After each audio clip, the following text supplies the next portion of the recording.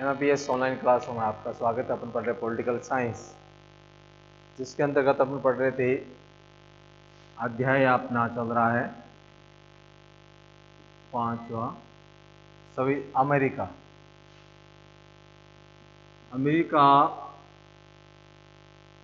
संयुक्त राज्य अमेरिका के संविधान की जो विशेषता अपन पढ़ रहे हैं, जिसके अंतर्गत अपन पढ़ा सामाजिक व्यवस्था किस प्रकार, राजनीतिक व्यवस्था किस प्रकार है और वहाँ के लोग किस प्रकार वहाँ रहते हैं। तो वहाँ अभी आप अपन पढ़ेंगे इस पार्ट में आर्थिक संयुक्त राज्य अमेरिका पार्ट अपने थर्ड में पढ़ेंगे संयुक्त राज्य अमेरिका की आर्थिक व्यवस्था किस प्रकार है। वहाँ के अमेरिका में जो अलग अलग देशों में अपनी अपनी आर्थिक व्यवस्था है, तो किस प्रकार आर्थिक, तो आप वहाँ अपन पढ़ते हैं, देखा आपने अमेरिका के बारे में पढ़ा है, वो इलेक्ट्रॉनिक सामान से लेकर तेल से लेकर और मोटर से लेकर साइकिल से और जो है हवाई जहाज के जहाज़ों से लेकर ये सारे जो हैं अमेरिका अपने स्तर पर बनाता है और दूसरे देशों को भी भेजता है। तो आप सोच सकते हैं कि इस प्रकार की उनकी अर्थव्यवस्था है कितनी मजबूत होगी। इलेक्ट्रिक सामान से लेकर मोटर से लेकर तेल से लेकर गाड़ी से लेकर और यहाँ तक कि जहाज से लेकर ये सारी चीज़ें वहाँ बनती हैं। तो अमेरिका के देश में इस प्रकार के जो उत्पादन होता है, जहाँ ज़्यादा उत्पादन होगा वहाँ उसकी अर्थव्यवस्था, उस देश की अर्थव्यवस्था अच्छी होगी। तो अमेरिका में उत्पादन ज़्यादा है इलेक्ट्रिक सामान से लेकर और यहाँ तक कि जो जहाज़ों तक की जो वहाँ सामग्री बनती है। तो इस प्रकार वहाँ व्यवस्था है। लेकिन इसके साथ साथ अर्थव्यवस्था, तो देश में किस प्रकार समानता है असमानता है, लोग किस प्रकार रहते हैं, कैसे व्यापार होता है, इस बात पर उन्होंने कहा है कि अहस्तक्षेप के सिद्धांत का समर्थन किया है। कौन से? अहस्तक्षेप सिद्धांत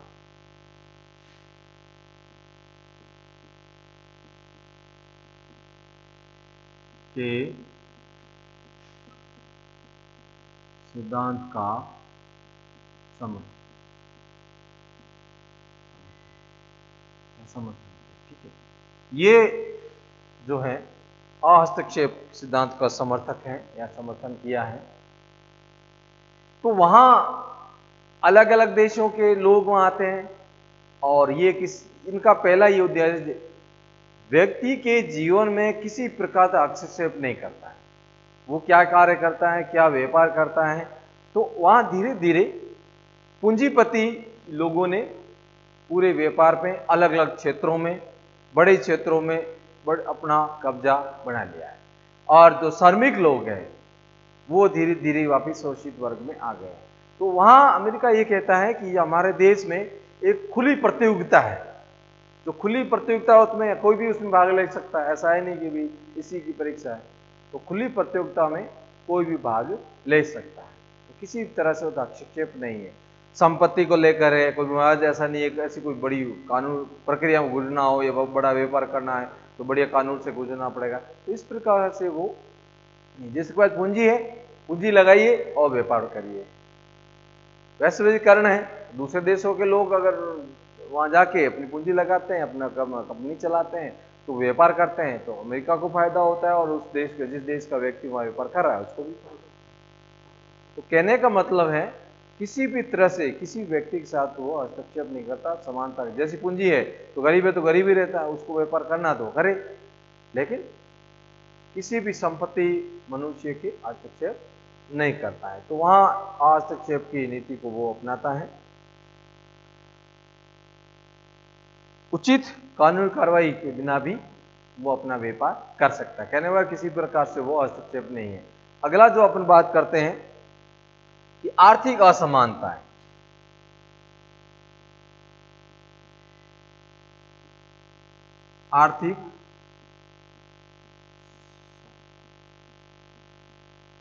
आर्थिक असमानता है, लिखावट से ही आर्थिक असमानता है। क्यों है? पहली बात इन्होंने कहा खुली प्रतियोगिता है ना।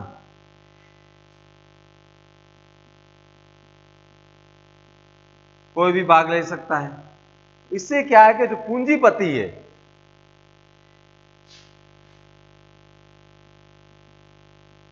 तो पूंजीपति ने बड़े व्यापार में पूरे क्षेत्र में अपना कब्जा कर लिया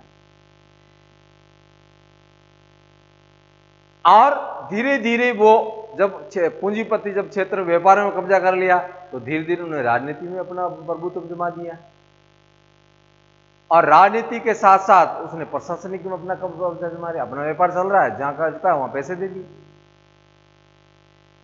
और छोटे व्यापारी है, श्रमिक वर्ग है, वो धीरे धीरे दबते जा रहे हैं, उन्हीं के अंदर काम कर रहे हैं।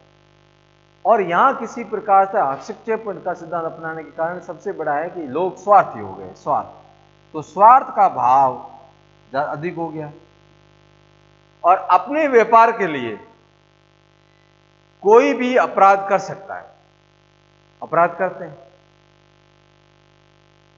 और आर्थिक असमानता के कारण सबसे बड़ी जो तनाव की नीति और सबसे बड़े स्वार्थ बढ़ता है, जो आर्थिक जो असमानता के कारण ही बढ़ता है।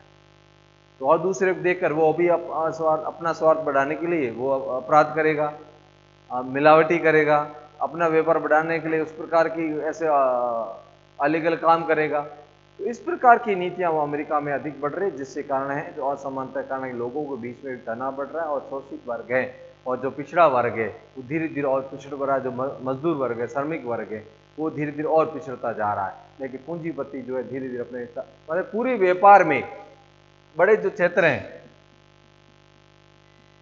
उस पर कब्जा कर लिया है पूंजीपतियों ने। वहां जा रहा मामला, अभी ये कहते हैं जैसे अपनी को कौन सी कंपनी है आप जो पीते हैं, नाम भी नहीं लेना चाहिए मुझे, कोक और पेप्सी, कहा जाता है कोक और पेप्सी ऐसी कंपनी है अमेरिका की हिंदुस्तान लीवर के अलावा, तो वो जहां चाहे वो उसकी सरकार बनती है। इसको आप सर्च करके पढ़ सकते हैं, किसी को पूछकर आपके जो विदेश नीति के जानकार हैं उनको इस चीज का जानकारी है, ज्ञान है कि अमेरिका की पूंजीपतियों का जो दबदबा रहता है राजनीति में, चाहे वो राजनीति में सक्रिय भाव नहीं हो, लेकिन वो बाहर रहकर पे जिस प्रकार दबाव समूह राजनीति में नहीं होता है, लेकिन वो राजनीति में दबाव बना के रहता है, तो पूंजीपतियों का पूरा दबदबा वहां रहता है। और तो अमेरिका की अगर ये कंपनियां हैं तो अगर जो कंपनी जिस दिशा में चाहती है उसी की सरकार वो बनती, कहने को तो उसका पैसा लगता है, जब पैसा लगेगा तो काम उसी का करने देंगे। तो किसी की चाय पीते हैं तो फिर उसको मना नहीं कर सकते। कहने को मतलब बड़े क्षेत्र में बड़ी कंपनियों के, बड़ी पूंजीपतियों के, बड़े उद्योगपतियों के पूरा कब्जा रहा है। तो इस प्रकार असमानताएं धीरे धीरे बढ़ रही है, जिसके कारण से वहां श्रमिक वर्ग और शोषित होता जा रहा है। तो इस प्रकार अपन कह सकते हैं कि अमेरिका में स्वार्थ का भाव, प्रशासनिक पूरा नियंत्रण वहां उस पर रहता है, प्रशासनिक का भी पूरा नियंत्रण है। अगला है कल्याणकारी राज्य।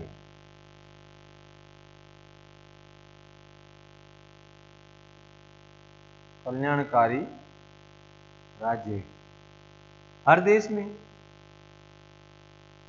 चाहे वो नाम का हो चाहे वो काम का हो, हर देश में कल्याणकारी राज्य, यानी राज्य सरकार या देश की जो केंद्रीय सरकार है उसका ये दायित्व रहता है, उत्तरदायित्व रहता है, क्योंकि लोकतंत्र की जो बात करते हैं कि जनता के लिए ऐसे कल्याणकारी कार्य करें जिससे कि जनता को फायदा मिले। सरकार ऐसे योजनाएं चलाएं जिससे कि शोषित वर्ग उनको भी फायदा मिले, साथ साथ में जो बड़े पूंजी उनको भी राहत मिले। तो इस प्रकार की योजनाएं वो चलाकर देश में सामाजिक सुरक्षा जरूरी है। भाई पूंजीपति है तो उनसे सुरक्षा किसकी करनी पड़ेगी? जो श्रमिक वर्ग उनकी भी सुरक्षा करनी पड़ेगी, कहीं उनके साथ ज्यादा अत्याचार तो नहीं हो रहा है, तो औपचारिक रूप से ही सारी चीजें करनी पड़ती है। या बड़े पूंजीपति उनको भी इस प्रकार की धमकियां या इस प्रकार के अंडर के तरफ से आ रहे हैं या सामाजिक स्तर पर किसी को पीड़ित किया जा रहा है, तो ये सारी जो सुरक्षा है ये कल्याणकारी जो राज्य है उसके द्वारा की जाती है। तो सबसे पहले ध्यान रखा जाता है कि व्यक्ति की सुरक्षा, आप संपत्ति की या व्यक्ति को स्वतंत्रता की सुरक्षा कर रहे हैं, लेकिन उसके जीवन की सुरक्षा करना भी तो राज्य का काम है। अगर राज्य ये नहीं करेगा, सुरक्षा नहीं करेगा तो जीवित कैसे रहेगा? जब जीवित ही नहीं रहेगा तो व्यापार कहां से करेगा? जीवन जरूरी है। तो ये सारी चीजें जरूरी है कि सरकार के द्वारा, सरकार का काम है। और वहां के जो राजनीतिक वैज्ञानिक हैं अर्थशास्त्री है वो कहते हैं कि बिना अमेरिका कल्याणकारी राज्य काम करता है जिससे कि ये खर्च अधिक, कल्याणकारी राज्य जो है यानी आर्थिक रूप से राज्य योजना यानी सरकारी जनता के लिए योजनाएं बना रही कल्याणकारी, तो वो उनका मानना अर्थशास्त्रियों का ज्यादा से ज्यादा उस पर खर्चा करता है। तीसरा आपने क्या बताया, कल्याणकारी राज्य।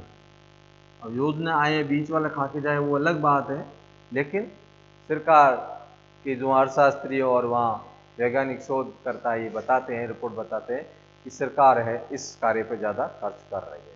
और लेकिन लोगों की असमानता है। ऐसा नहीं है कि अमेरिका, हर देश में इस प्रकार की चीज़ें हैं, अप डाउन चलता रहता है। तो असमानता है, ये मनुष्य प्राणी है, इस मनुष्य प्राण जो फितरत है ये हर जगह ऐसी ही है, चाहे वो कैसे कुछ दंड से मानता है कोई। आप जैसे जैसे परिवर्तन होता है, आप जैसे नदियाँ चलती हैं तो नदियों के साथ धीरे धीरे जब खारा पानी भी आता है तो मीठे पानी का प्रभाव कम हो जाता है, खारा पानी का प्रभाव जो नकारात्मक चीज़ें वो अधिक प्रभावित होती हैं। तो जो चीज़ें हैं आगे आगे बढ़ रही है, तो आने वाले समय में पीढ़ी ये तो खारी नदी के पानी से, आप लोग समझ रहे हैं कि मैं क्या कहना चाहता हूँ। तो ये चीज़ें हैं कि खारे पानी की नदियों का बहाव तेज गति से हो रहा है और आने वाली पीढ़ी को यही रहेगा कि मीठे पानी की नदियाँ चलती नहीं थी। जिस प्रकार सरस्वती नदी जो अपन मृत नदी के नाम से जानते हैं, तो अपने सुना है, तो हो सकता है आज सुना है, कल दूसरी पीढ़ी को भाई नदी थी ही नहीं, देखते हैं कि यहाँ भी नदियाँ थी। तो ये सारी चीज़ें समय के साथ परिवर्तन हो जाता है। तो इस प्रकार की हर जगह देश में इस प्रकार असमानताएं रहती हैं, लेकिन राज्य का काम है औपचारिक रूप से कल्याण करना। तो ये सारी चीजें देखिए। सार्वजनिक संगठनों की भूमिका, सार्वजनिक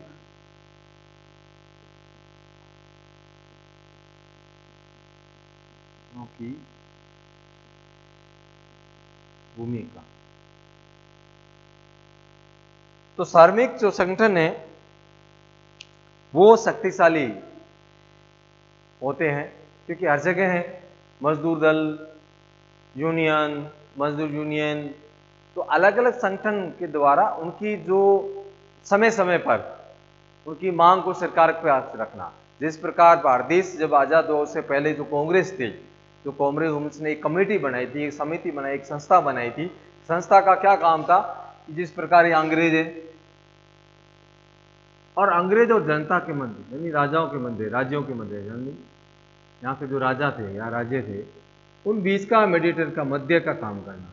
इससे फिर जब राजा धीरे धीरे का मतलब तो वहां की जनता की जो उनका बीच का काम करना का ये कार्य जनता, तो वहां जनता की मांग को सरकार के पास कौन पहुंचाएगा, संगठन, एक संगठन बनाया तो एक वहां बढ़ सकते हैं। लेकिन क्या होता है कि जब भी कोई संगठन बनता है तो जो वहां के उत्तराधारी जो बनाते हैं, उत्तराधारी जिसको देते हैं, नेतृत्व जिसको देते हैं, तो वहां दो चीजें सामने आती है। अगर नेतृत्व वाले के भाव स्वार्थ है तो अपना स्वार्थ सिद्ध करेगा। हो सकता है कि आपके पक्ष में तो वो बात वहां ये बात करे, वहां जाके तो ये दो पहलू वाली बात हो जाएगी। तो इस आज के वर्तमान समय में ये चीजें अधिक हैं कि आपका पूर्ण रूप से जो संगठन है तो वो दल अपना स्वार्थ सिद्ध करने के लिए इस प्रकार यूनियन बने होते हैं। तो यूनियन में बहुत सारे लोग श्रमिक होते हैं, हर श्रमिक कहा जाता है जो नेता है तो वो अपनी राजनीति,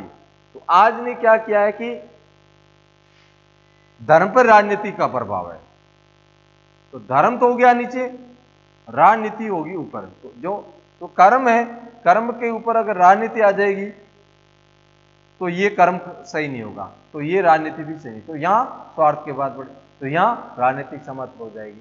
तो संगठन जो भी बनता है, संगठन अगर बनता है, अगर उस पर राजनीति आ जाती है तो संगठन का जो कार्य है, जो कार्य उत्तरदायित्व सार्वजनिक के स्वस्थ होने वाली उन आर्थिक स्थिति को सुधारने के लिए, सामाजिक स्थिति को सुधारने के लिए जो बनाया गया है, तो उनके जो मुद्दे हैं, उनके जो मांगे हैं, उनके जो शर्तें हैं, उन शर्तों का पर सही सरकार कार्य नहीं कर पाएगी। क्योंकि जो काम कमेटी बनाई है, जो प्रतिनिधि उनके हैं, वो काम ही ऐसे करेंगे तो फिर स्वार्थ के हिसाब करेंगे तो वो पूंजीपतियों के बीच में दब जाएंगे, तो अपना ही स्वार्थ करना चाहिए, तो हाँ हो रहा है। तो जिस प्रकार अलग अलग देशों में कार्य होता है, तो ये आर्थिक स्थिति कहीं ना कहीं है जो बिगड़ती जा रही है। अब आ जाती है जातीय समस्या। अगला अगर अपन टॉपिक बात करें, जातीय समस्या बढ़ रही है क्योंकि पहले जमाने में अमेरिका जो है, एशिया, लैटिन अमेरिका, अफ्रीका और यूरोप के जो छोटे देश हैं, तो वहां से कहते हैं इंग्लैंड का भी वहां का राज था, तो वहां के जो लोगों को गुलाम बनाया जाता था काम करने के लिए, तो धीरे धीरे उसकी भी पीढ़ी दर पीढ़ी आगे बढ़ते गए, तो वो अलग अलग जातियां हो गई। उसके साथ दूसरे देशों के लोग भी आए, तो काले गोरे को लेकर और जो पिछड़े पर जो है जातियां थी उनको लेकर आपसी जो मतभेद हैं और समानता है वो धीरे धीरे बढ़ने लग गई है, जो कि हर देश में इस प्रकार की चीजें हो रही है। तो ये जातीय समस्या अमेरिका के बहुत बड़ी एक समस्या बन गई है। अब यहां क्या होता है,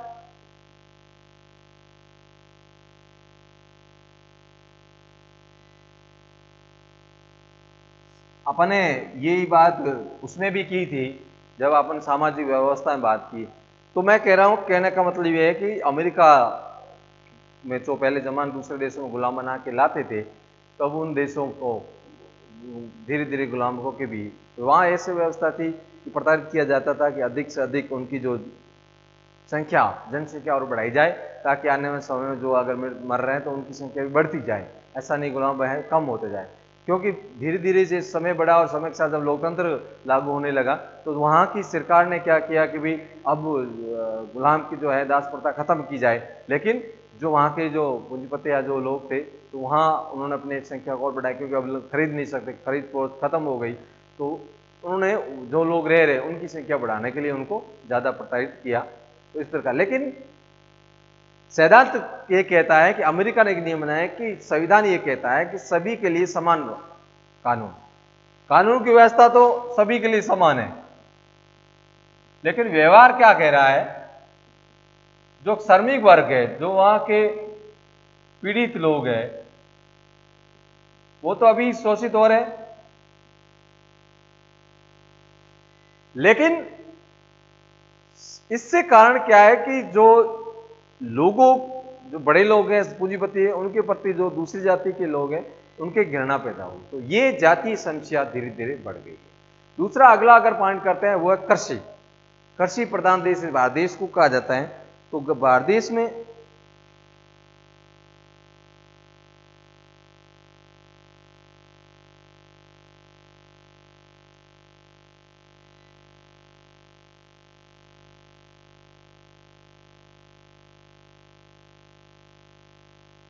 कृषि का विकास,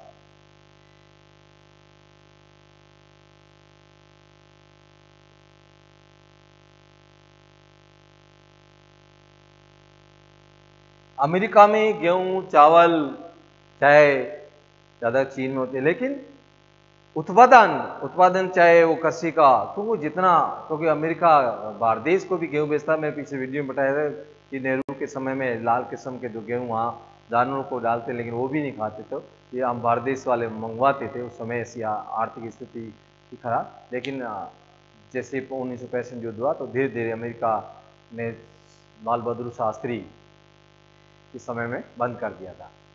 तो कहने का मतलब इस प्रकार के भी गेहूं भारत में आते थे, लेकिन वहाँ भी उत्पादन और ज़्यादा हो रहा है, गेहूं, चावल, मक्का जो, तो इससे क्या है, कृषि यानी जो खाद्य सामग्री है, तो खाद्य सामग्री जितना घरेलू उत्पादन ज़्यादा होगा उसकी अर्थव्यवस्था भी उतनी ही अधिक होगी। तो ये धीरे धीरे, और दूसरे देशों में अगर उत्पादन ज़्यादा होगा, तो जितना उत्पादन ज़्यादा होगा तो आयात वो कम होगा। मान लो कुछ सामग्री अपने यहाँ ही है, तो अपन बाहर से क्यों मंगाएंगे। मान लो चावल वहीं हो रहे हैं, तो वो चावल बाहर से निर्यात क्यों करेगा। तो इस प्रकार जो निर्यात करने की सामग्री वो कम होती गई, उनका उत्पादन बढ़ने लगा। फिर धीरे धीरे जब ये उत्पादन बढ़ा तो उन्होंने दूसरों को निर्यात करना शुरू कर दिया, तो इस प्रकार क्या है कि उसकी अर्थव्यवस्था बढ़ेगी, डॉलर की जो है कीमत, वो मूल्य है, वो वैल्यू है, वो बढ़ने लग गई। तो इससे क्या है, उसकी अर्थव्यवस्था अधिक अच्छी होगी, आर्थिक स्थिति अच्छी हुई। तो कुल मिला के ये अमेरिका की अर्थव्यवस्था जो है संविधान में इस प्रकार दिखाया गया है। तो ये था संविधान की विशेषता का तौर पर अपन बात करें तो अर्थव्यवस्था, सामाजिक व्यवस्था और राजनीतिक व्यवस्था। अब बात करेंगे जब संविधान की वास्तविक उसका उदय कैसे हुआ और किस प्रकार उसके जो हैं संविधान के नियम हैं, प्रारूप कैसे बना, किस प्रकार उदय हुआ, ये सारे अगले टॉपिक में पढ़ेंगे अपन इसके साथ। जय हिंद, धन्यवाद।